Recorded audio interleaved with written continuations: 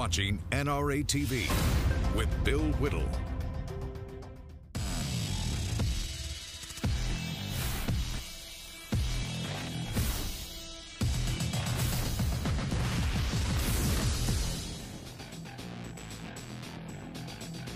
Hi, everybody. Welcome to the Hot Mike Show, live from Los Angeles. I'm Bill Whittle. Hot Mike's horse threw a shoe on the way down on the 405 freeway. Expect him any minute now. Today I want to talk about The Big Lie. It's the name of a new book coming out by Dinesh D'Souza, and it's something that is, in fact, so big that you can't see it. That is the case, isn't it, sometimes? Sometimes things are just too big to be able to see, not too small to be able to see. So let's just do a little setup here before we bring our guest in. The left is not able to fight fair. They can't fight fair. They can't have an argument. They can't have a discussion because they'd lose, and they'd lose badly. So basically, since the history of socialism is the history of failure and murder, and since we're flying against this pop culture headwind, and since they're so sensitive to the very idea of debate, which is why CNN is issuing this letter bashing some unknown guy for a little video, and Mark Zuckerman is canceled the account of Sabo for street art because it was critical of him. They just don't know how to argue it. They can't do it. So one of the things that they've invented is this idea of political correctness, and political correctness is very simple. Political correctness is designed to get people like you and me to shut up. That's what it's there for. Designed to get us to shut up. We call racist, sexist, homophobe, Islamophobe, all of that. And it only works, ladies and gentlemen, and it does work. It only works because we're none of those things. Nobody wants to be called a racist. We're not proud of it. We're not racist. Other people are. So they get us to shut up, and they start telling the big lie. So since they can't really argue with us, they have to be able to dismiss us. They have to be able to dismiss us for politically correct reasons. In other words, they'd lose an argument about, let's say, Obama's spending budgets while he was in office. But if I'm a racist, you don't have to argue with me at all, do you? So see how it works. Pretty simple, really. So they tell the big lie. Now, one of the big lies is that Republicans and conservatives are racist. So let's just recap very quickly, just around the bases. Republican parties formed in 1856 with John Fremont as a presidential candidate. He does not win a three-way election. 4 years later, Abraham Lincoln is nominated by a fluke, and this was called the Black Republican Party at the time, by the way. The election of a Northern Republican, Abraham Lincoln, caused the 7 states of the Deep South to secede from the Union before Lincoln was even inaugurated, before he even took office, because they knew that a Republican meant the end of slavery in the United States. 1864, towards the end of the war, Lincoln's running for re-election against George McClellan, Democrat. The Democrat is basically saying this whole Civil War is a giant mistake. Let's just do it over. Come on back, and don't forget to bring your slaves with you. The Jim Crow laws were written by Democrats. The KKK was founded by Democrats. And all of those pictures you've seen of policemen setting dogs loose on little girls, little black children trying to go to school at university, all those dogs and fire hoses were basically released by guys like Bull Connor and Lester Maddox and George Wallace, Democrats all. But we've been told the big lie for so long that most people believe that it's the Republicans who are the racists. Now, I went to all that back trouble just because I wanted to tell you a little bit about our guest. Dinesh D'Souza had a documentary called 2016, Obama's America. It did very, very well. It was a tremendously well-made movie. But he just released earlier Hillary's America, The Secret History of the Democratic Party. And in that book and in that movie, that documentary, he utterly destroys this Democratic claim that it's the Republicans who are the racists. He shows conclusively that's just the exact opposite. It's just a really big lie. So apparently not content to rest on his laurels for destroying the big lie about conservatives and Republicans being racist, Dinesh D'Souza has a new book out called The Big Lie, where we destroy the idea of us being fascists as well. It's called The Big Lie, Exposing the Nazi Roots of the American Left. And it's a great honor and pleasure to have our friend Dinesh D'Souza with us today. Dinesh, how are you, pal? Very good, and it's very good to be on the show. Boy, I could not have predicted this whole Charlottesville business, but the book seems written almost as a direct analysis of that situation, which is a classic example of trying to play the fascist card and the racist card, both. Before we get into the contents of the book, after the events in Georgia, and prior to, obviously, but there's been a storm lately of of attempts to basically pull down Confederate statues as well, I guess. They're trying to pull down Confederate monuments. There's a gigantic, enormous wave going through the country. No more statues of Robert E. Lee or Stonewall Jackson or anything. Do you think that's an attempt to rewrite history? Well, it's an attempt to support a rewriting of history that has already to some degree happened. So the rewriting of history goes like this. The Civil War was a war between the good people of the North and the evil people of the South. And guys like Robert E. Lee are the villains of that narrative. Now, let's think about this for a minute. Lee was a man of such military ability as well as personal integrity that he was offered by Abraham Lincoln command of the Union Army of the North. The only reason Lee was opposed to slavery and secession, but he only fought for the South in defense of his native Virginia.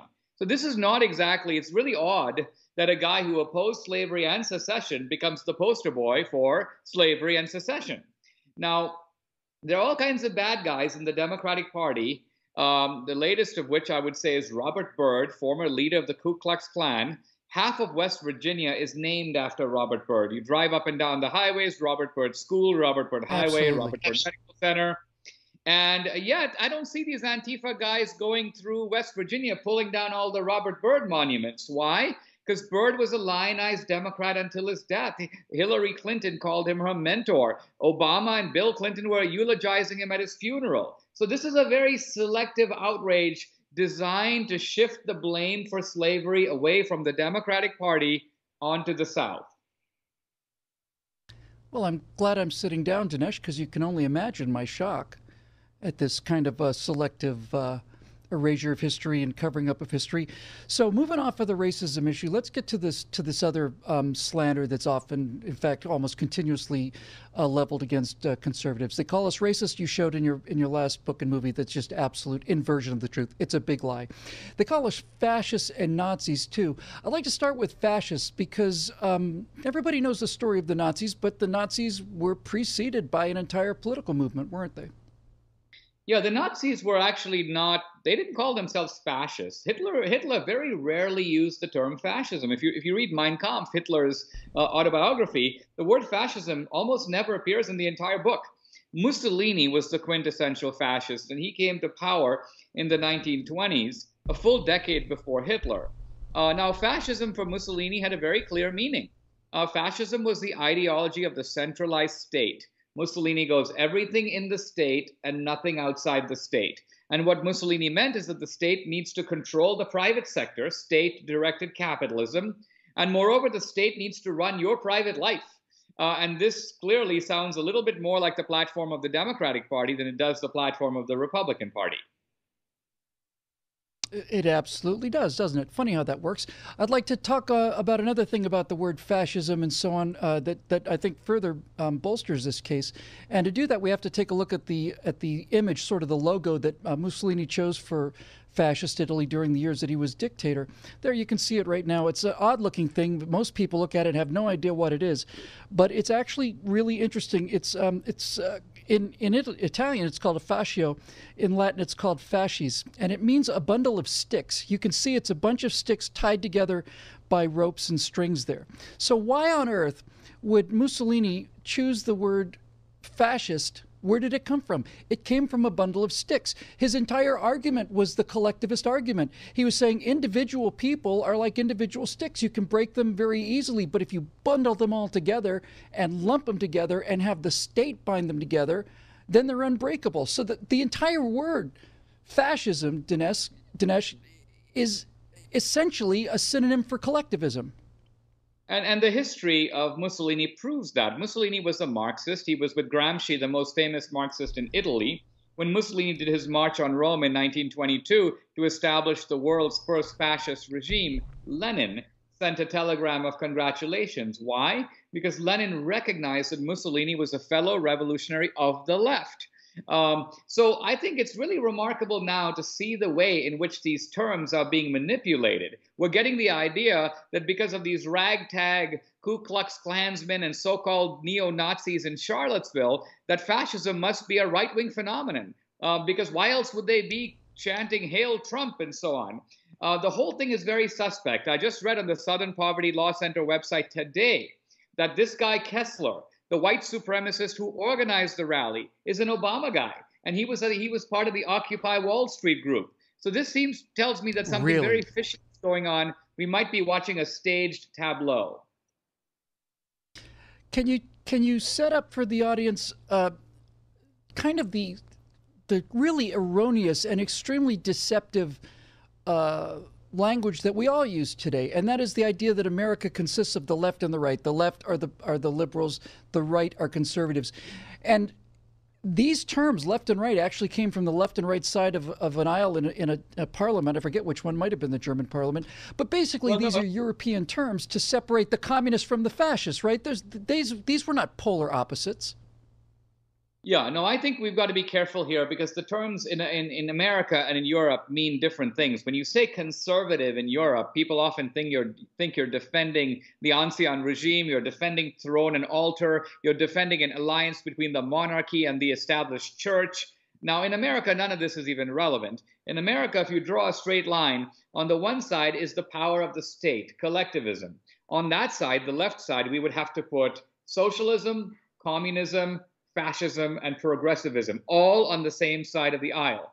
On the other side of the aisle, the right side is limited government and individual rights. And if we think of the term right-wing extremist, Bernie Sanders was raving about right-wing extremists. A right-wing extremist is somebody who wants so much individual rights and the government to be so small that there's virtually no government at all, a kind of libertarian anarchist.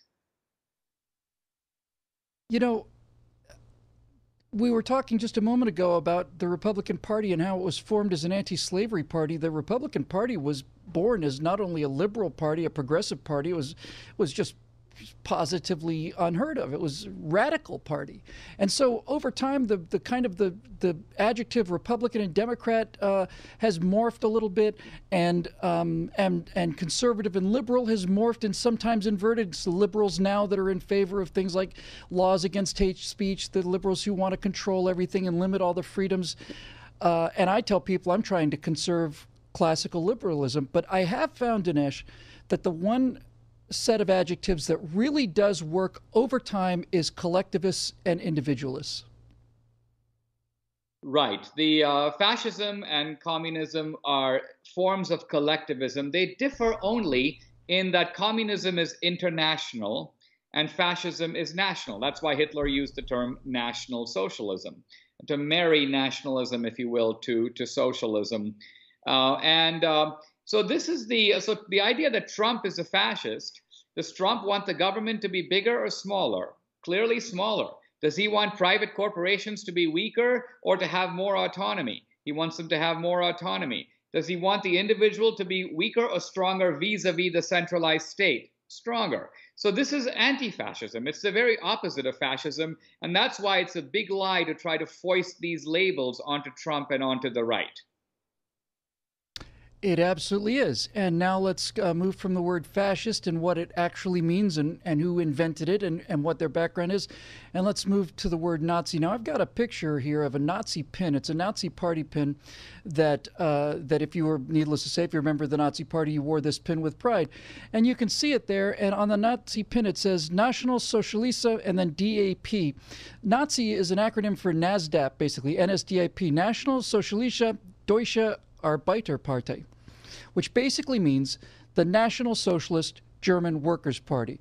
Dinesh, you can't spell Nazi without Socialist Workers' Party, can you? So this was this then shows you the full kind of chutzpah and magnitude of the big lie, because for the left, in order for this to work, for them to be able to pin fascism on the Republican elephant, they have to take the socialism out of National Socialism. They have to hide the actual meaning of Nazism. They also have to hide history, because Hitler got a number of his most destructive genocidal schemes from the example of the American Democratic Party. Hitler, for example, got the idea of doing these European conquests. He had initially thought that he would have to rival the British and the French in going to Asia and Africa in search of colonies to occupy. Then he remembered that the Democrat Andrew Jackson threw the Native American Indians off their land dispossessed them, exterminated a bunch of them, drove them west, and then took over their land and enslaved some of the ones who remained. And Hitler goes, wow, I'm going to do that. I'll throw the Poles, the Slavs, the Eastern Europeans, the Russians, I'll push them further away. I'll resettle the land with German families. If any of the natives stay back, we'll enslave them. I'm saying Hitler literally lifted the blueprint for European Lebensraum, Lebensraum meaning living space, German expansionism in Europe. He got that from the American Democratic Party of the 19th century. If you want to make a progressive's head explode, especially a progressive's professor's head explode, just go into one of these classrooms in political science and say that the Nazis were socialists. Their head's going to come off. But what I find interesting about that is this, and this is always my response: the Nazis weren't socialists. My response to that is, hey, listen, I didn't name them, right? It wasn't Bill Whittle or Dinesh D'Souza that named them the National Socialist German Workers' Party. Now, it's true that Hitler wanted power at any cost, and if he could get it through socialism, he'd get it. If he could get it through nationalism, he'd get it. Guys like Goebbels and the Strassers were more committed to the socialist aspect of it. But at the very least, Dinesh, doesn't the entire Nazi experiment show, at the very least, that if this is not socialism, then dictators will use the word socialism to shoehorn themselves into positions of absolute power? I think that's actually true, but it makes no more sense to say of Hitler that we shouldn't believe his ideology because he was an opportunist. Then it makes sense to say that because Lenin and Stalin were opportunists, they weren't by the same token also communists. Communism was the mechanism for them to achieve their opportunism. It was the ideology that, in a sense, rationalized their will to power. And so there's a kind of similarity between the Nazis and the communists. And then it's interesting that the American progressives of the time were fascinated by both. Yeah, fascinated is understating the case. We're going to take a quick break, and when we come back, we're going to talk to author Dinesh D'Souza about the big lie about calling conservatives and Republicans fascists, and we're going to talk a little bit about how they pulled it off and what we can do to put an end to it. I'm Bill Whittle. This is the Hot Mic Show on NRA TV. We'll be right back. It's as patriotic as it gets. A gathering in the heartland of folks from all 50 states. Welders, salesmen, farmers, accountants, soldiers, first responders. Here, we're all the same. Here, we are all race fans. We are proud of our country, proud of our military, proud of our drivers. We proudly stand for our national anthem. And we have a great reverence for names like Yarborough, Earnhardt, Waltrip, and Gordon. Yes, there are other NASCAR races, but this one is special. 500 temper flaring, finger waving, ego busting 15-second laps.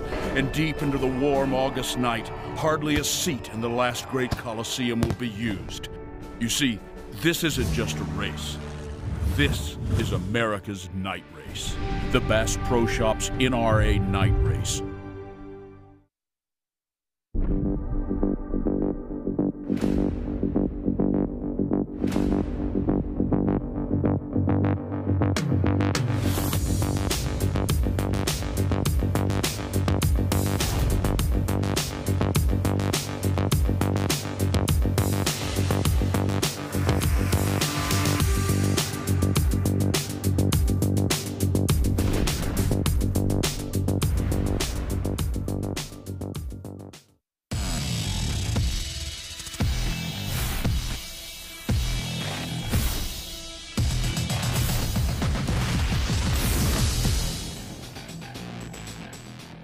Hi, everybody. Welcome back to the Hot Mic Show. Bill Whittle here with Dinesh D'Souza, author, filmmaker, and certainly tremendous champion of freedom. He's talking about his latest book called The Big Lie, exposing the Nazi roots of the American left. We've been talking since the beginning of the show about what has happened historically, why it was, in fact, the Nazis and the fascists were socialists. They were left-wingers. Dinesh, you named your book "The Big Lie," and that's a term that Hitler used. Can you tell us how he used it, what he meant by the big lie? Now, Hitler meant by the big lie, a phrase he coined, that a small lie is easy to catch because a small lie refers to something that we are typically in a position to check out. Whereas a big lie, Hitler says, it's difficult to get your head around it. It's so big, it encompasses so much that it's easier to sucker people with a big lie than a small lie. Now, a lot of people think that when Hitler said this, he was referring to himself. He was saying, in effect, that I, Hitler, am going to use these big lies. Hitler was actually blaming the big lie on the Jews. He was claiming that the Jews are the ones who sell these big lies and get away with it. Now, but I think that this notion of a big lie is very applicable to the left today, because the left in the 1940s was very well aware of its deep ties to Mussolini's fascism and even to early Nazism. But after the war, the left knew, the progressives coming into power in academia and media and Hollywood, they knew that if this stuff gets out in the era after the Holocaust, after Auschwitz and Dachau and all those images of the concentration camps, the left in America would be finished. The Democratic Party would barely be able to recover. And so they began a very interesting intellectual project, and that is to cover up the ties between the left and fascism and Nazism, and to try to move fascism from the left-wing column to the right-wing column, and this would involve some redefinition of fascism. Stop talking about centralized government, which is the essence of fascism. Start talking about features of fascism that were purely incidental, like nationalism. And so that later, 50 years later, 75 years later, they can say, Trump wants to make America great again. Didn't Hitler want to make Germany great again? Ergo, Trump is a fascist. This is all the, I would call it fake Nazism or fake fascism that the left has invented post-World War II. Yeah, that's exactly it. That's exactly it. So when you say Hitler was talking about the big lie, he was basically saying, in the present day context, it's easier to convince the country that Republicans are fascist rather than to say, Jim O'Malley, my neighbor, is a fascist, because you know Jim O'Malley, he's inside your sphere of influence. You can check, you can confirm. He's not a fascist. He's a great guy. But when you make a lie that big, as you say, it's very tough to pin down. One of the things that Hitler used in order to get the big lie sold was relentless media pressure, relentless. And here the dark genius of Joseph Goebbels has to be mentioned, because what the Nazis did was they used all of the different mediums available to them, including Zeppelins, air shows, everything, and kept pumping the same message, the same message, the same message. And so that lie has to be pushed, doesn't it? It has to be pushed, and you can't have somebody standing there telling the truth when every loudspeaker in the country is blaring out this big lie. Well, Goebbels had a very profound, in a sense, idea, and his idea was that you want to get people to internalize the principles of Nazism. He called it working toward the Führer. You got to want people to work toward the Führer and show symbols of conformity. And so, for example, if we think of something like the Heil Hitler salute or the flying of the swastika flag, that was a way, when you put that flag on your front, the front of your door, you were signaling to people, I am an obedient person who is willing to go along with Nazism. I'm not going to step out of line. They have nothing to fear from me. And in America, we have the same kind of political correctness that's being enforced by the left. They want all of us to signal that we are in conformity with the ideological orthodoxies that they have determined. And if we're not, they're going to drive us out of Hollywood. They're going to drive us out of academia. They're going to torment us through media. This is the fascism of today that's more scary than what's going on in the street. I'm much more scared of the studio boss who will throw you out of Hollywood and make sure you never work again than I am of the Antifa protester on the streets of Berkeley. So what you're basically saying is, some leftists might say, progressivists say, well, that's ridiculous. We don't have a leftist salute. We don't have a progressive salute here in this country. But I would argue having a coexist bumper sticker on your car is essentially the leftist salute, the progressive salute, and driving a Prius, and talking about socialism and being a Bernie fan. You're exactly right. All of these things come together to create a sense that you're on the inside, you're part of the collective, no need to worry about me, everything's going to be fine, and displace all of your guilt and anger onto some third party. We're about out of time. Dinesh, is there a plan for a movie for this? I think so. I realize the left has these massive megaphones, and at the end of the day, we've got to build some megaphones of our own. Books are very powerful, and they make an intellectual argument, but movies convert that argument into emotionally powerful material. A 90-minute film is something that you can leave, and you've been changed on the inside when you left. And so I like the idea of doing the books and then ultimately setting them to music and to pictures and putting them in the theater. I like it too. I saw 2016 Obama's America, and I've been a filmmaker for pretty much all my life. And immediately when I saw the quality of the graphics work, just the quality of the graphics and kind of the bleed backgrounds and stuff, I said, this is a man who knows what he's doing. And Dinesh, we both know that you're a soldier, and we both know that you're an effective soldier because, as I mentioned to you a couple days ago, you're the only political prisoner I ever shook hands with. Well, I guess it's a badge of honor in a strange way. I didn't seek out to become one, but it has fired me up, and it's actually shown me, I mean, think about it. How dangerous are people when they're able to deploy the institutions of the government, the FBI, the CIA, the IRS, the SWAT teams of the federal government against their political opposition? That's something that started with Obama, continued with Hillary. It's a very dangerous turn in American politics, and I'm determined to fight against it. Good for you, buddy. I am too, and it is a dangerous time in American politics. Dinesh D'Souza's new book is called The Big Lie, exposing the Nazi roots of the American left. Dinesh, thanks so much for taking time to be with us today. We really appreciate it. Bill, always a pleasure. Thank you. That's it, folks. This is it. This is the entire argument. It's the state versus the individual. We're individualists, and we are seeing dangerous signs. Little things, they're not really big things right now. No one's smashing windows. Some of them are, but not across the country, not yet anyway. But when somebody makes a little cartoon image of a CNN logo being wrestled to the ground, and the might and power of CNN and all of their millions of dollars are deployed to crush this person, when a street artist makes a poster making fun of Mark Zuckerberg and has his entire account simply closed down, basically denying him his living, when the man who made the Mohammed movie that they blame Benghazi on was arrested with 27 troopers in the middle of the night and sent to jail, and when Dinesh D'Souza, who committed an extremely mundane, routine, small little technical error, essentially, has to do 6 months in a rehabilitation center, we're not talking about joking around anymore. The state is terrified. They don't know how to fight people who fight back, and that's why we're here. That's why the NRA is here. It's why NRA TV is here, and it's why Bill Whittle is here, and it's why Hot Mike is not here. So we will be back tomorrow. Thanks very much for joining us right here on NRA TV.